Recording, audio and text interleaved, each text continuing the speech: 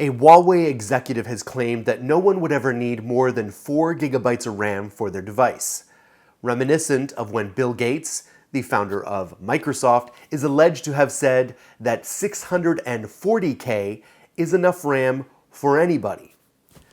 640K of RAM is a tiny fraction of the current RAM that we tend to use.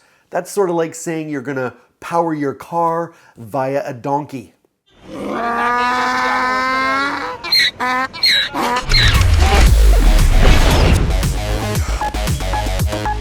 But before we get to donkey-powered smartphones, let's first talk about the most recent video on the Samsung Galaxy S8. Now, this video seems to confirm most of the leaks we've seen thus far, but Evan Blass, aka EVLeaks, has said that the Galaxy S8's launch will be pushed from April 21st to April 28th. Now, some people might be claiming that this extra week is just another week for Samsung to ensure that all the safety issues are covered with the S8. But is that supposed to inspire confidence? An extra week? It's almost mid-March. If they don't have all the safety issues covered 5 times over, that inspires me with serious doubt. What do you think? Now moving on to the rumored budget Pixel. It may not be a Pixel at all. Google's Senior Vice President of Hardware, Rick Osterloh, has confirmed that the Google Pixel will receive a sequel in 2017, and I quote, "There is an annual rhythm in the industry, so you can count on us to follow it," said Osterloh, adding, and I quote, "You can count on a Google Pixel successor this year, even if you don't hear a date from me now." Now, this is what led to some confusion because some people were assuming that a rumored budget Pixel was the successor to the original Pixel. But no, apparently we received some fairly firm confirmation that there will be a budget device, meaning an Android One launched pretty soon, and a premium Pixel successor to the original Pixel. Is that good news? That's good news. But the Android One won't be launched in the US or North America. This is something that will probably be for India and Africa, where Google is trying to reach the next billion Android users. In a recent post on the Weibo page of Lao Shi, an executive of Huawei, Shi discusses that he believes 4 gigabytes of RAM is plenty for a phone to run smoothly. He says that many of Huawei's devices actually run better on 4 gigabytes than 6 gigabytes of RAM, and that the most important thing to do on a smartphone is to optimize the operating system to be as efficient as possible.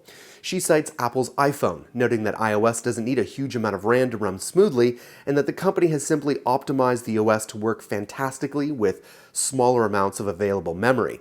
He says that adding more RAM only increases the price of the device, and that it would simply not be worth pushing the boundary of this hardware on mobile devices. Now, this man has a point I agree with if the way we use phones pretty much stays the way it is. You see, way back in 1981, when Bill Gates apparently or allegedly said that thing about 640K, he claims he never actually said it, but at that time in 1981, no one envisioned that computers would be doing the things they're doing today, processing huge gaming applications, video processing, all that kind of stuff. It was doing far, far simpler tasks. If phones continue to operate and be used in the way they are now, sure, 4 gigabytes of RAM is no problem. But if the landscape completely changes the way it did in desktop over a period of 2 decades, we're going to need a lot more firepower. But I think the device format is going to change before that happens. What do you think?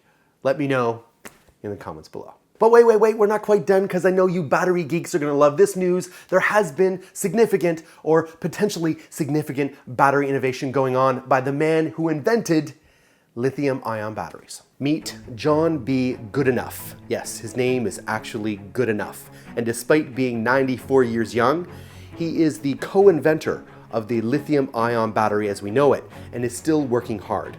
Together with researcher Maria Helena Braga, he developed a new, low-cost, solid-state battery that is not only safer than conventional lithium-ion batteries, but also stores a lot more energy and can be charged faster. Apparently, the new battery has at least 3 times as much energy density when compared with lithium-ion batteries. It also features a faster rate of recharge, meaning that we can fully recharge our devices and electronic vehicles in minutes rather than hours.